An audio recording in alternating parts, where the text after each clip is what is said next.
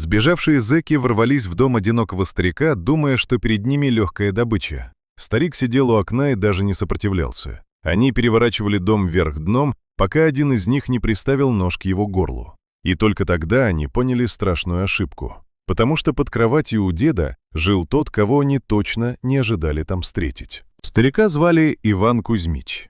Он жил в небольшой избушке на окраине деревни. Дом стоял немного в стороне, к нему вела тропинка через овраг, по которому был перекинут старый мостик.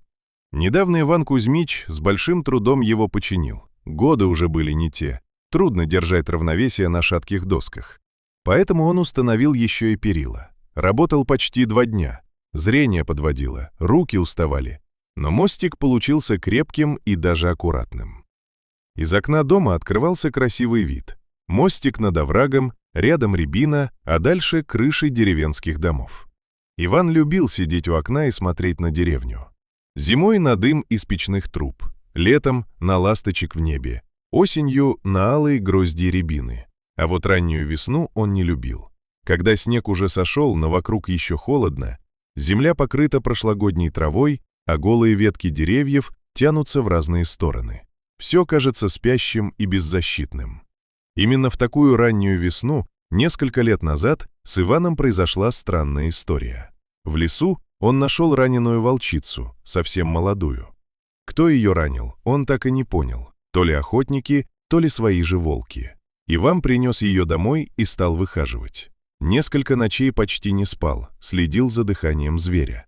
Волчица то приходила в себя, то снова теряла силы, но она выжила. К лету волчица уже уверенно бегала по лесным тропинкам рядом со своим спасителем. Иван назвал ее Мохнатая. У нее был необычный пушистый воротник с белым отливом, будто праздничная горжетка. Поведение у нее было удивительно спокойным, почти собачьим. Она была ласковой, послушной и быстро привязалась к человеку. Так и стали жить вместе, 2 одиноких существа.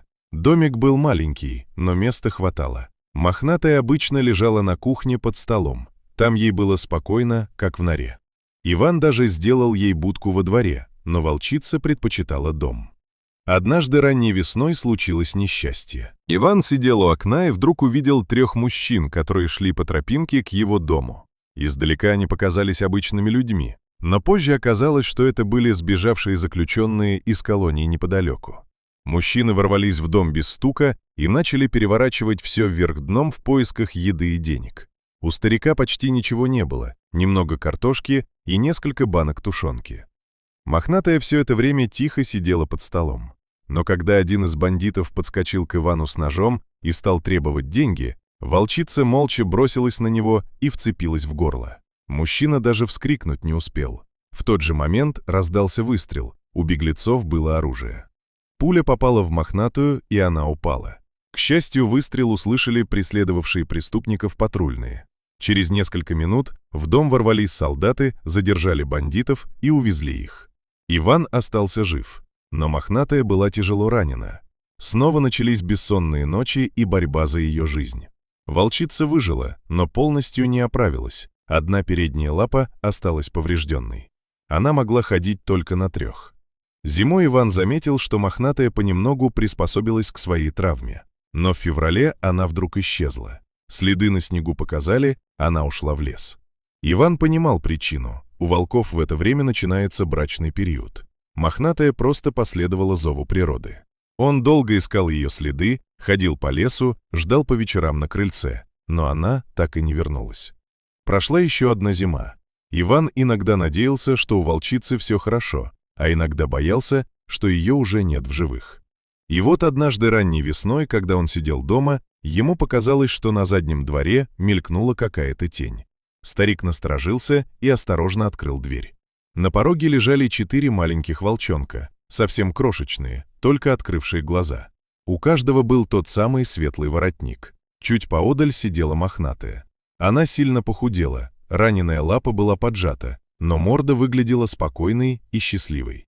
Иван позвал ее, но она не подошла, только слегка махнула хвостом. Старик понял все без слов. Мохнатая стала матерью, но из-за раненой лапы ей было трудно добывать пищу для малышей, поэтому она принесла своих детенышей туда, где когда-то спасли ее саму. Иван молча поднял волчат и занес их в дом, а мохнатая, убедившись, что ее дети в безопасности, тихо ушла обратно в лес.